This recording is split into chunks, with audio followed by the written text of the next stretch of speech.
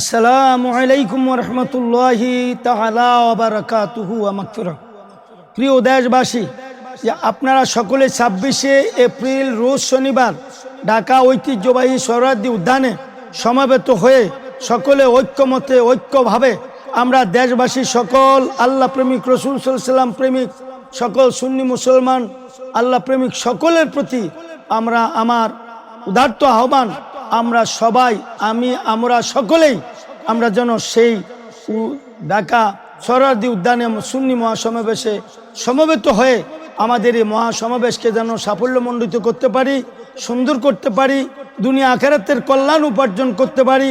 13 নং জোয়াগ চান্দিনা থানার অধীনে 13 নং জোয়াগ আহলে সুন্নাত ওয়াল জামাত ফাউন্ডেশনের পক্ষ থেকে সকলের প্রতি আন্তরিকতা রইল, সকলের প্রতি আন্তরিকভাবে দোয়া রইল।